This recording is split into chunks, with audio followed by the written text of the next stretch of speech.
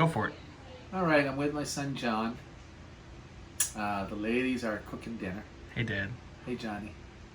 And I'm going to tell you about the story of the Five Bloody Heads.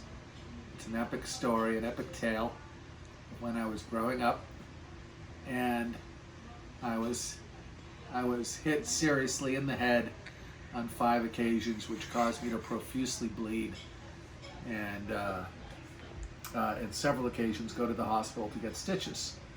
And they each were individual stories that sort of captures what it was like to grow up in the 70s, in the early to mid 70s when I was a little kid roaming the range. So the first bloody head happened, I think I was roughly 3 years old. My parents were out. My older brother Jim was babysitting me, and there was a lot of snow. All I remember, of course, at the age of 3 you probably screw up your memories, but at the age of 3 I remember a lot of snow in the backyard one morning, and I was out playing in the snow with my older brother Jim, and there was a big pile of snow. He had a long pointy shovel. He was shoveling a large pile, and I decided to go on the other side of the pile to watch the shovel poke through. He was like digging a tunnel through the pile of snow, and I wanted to see it come through the other end. Was he actually helping somebody shovel, or was he just playing around? I think he was playing around. I don't know if there was a purpose to the pile. Yeah. But anyways, I went on the other side of the pile and ducked down to watch that shovel come through the other end of the pile, through the tunnel. And it did come through, and it boinged me right off the forehead, right in the middle. Oh no. And in fact, I think it was here. I think there's still a scar right here at the top of my eyebrow that I think was when he boinged me off the head. I don't think I had to go to the hospital on that occasion. Was it? It was pretty bloody, It was though. pretty bloody. I may have gone to the hospital. I was 3 years old, so I don't remember whether or not that was a hospital visit. So you're telling this in chronological order, or Yes. is it in order of the bloodiest? Chronological order. So that was 3 years old. Where does that rank on the ranking of the bloody heads? Oh, well, again, I was 3, so I don't remember that accurately.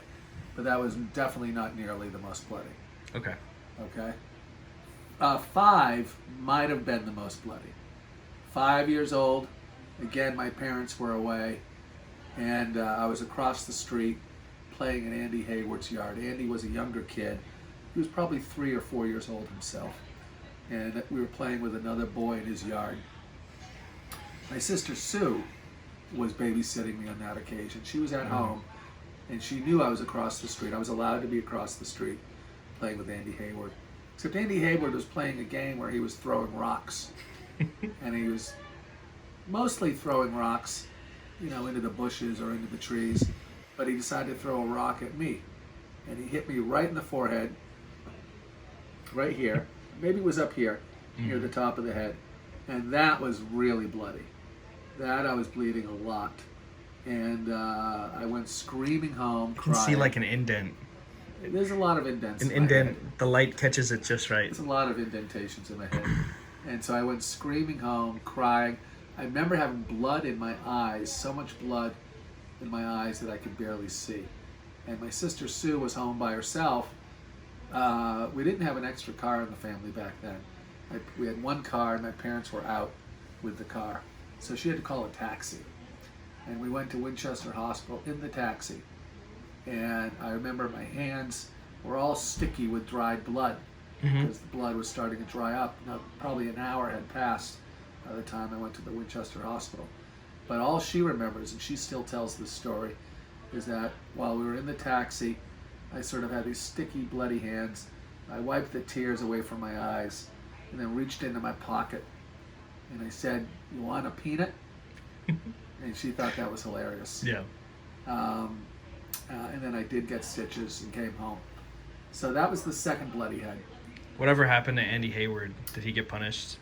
I'm sure he did, but he wasn't that old. I'm sure he was taught not to throw rocks at kids, but I don't know beyond that how he was punished. Mm-hmm. But that was Andy. So that was the second bloody head. Pretty bloody all around. Well, let me make sure I get the third one right. The third one, okay. was a number of years later. I'm going to say that I might have been around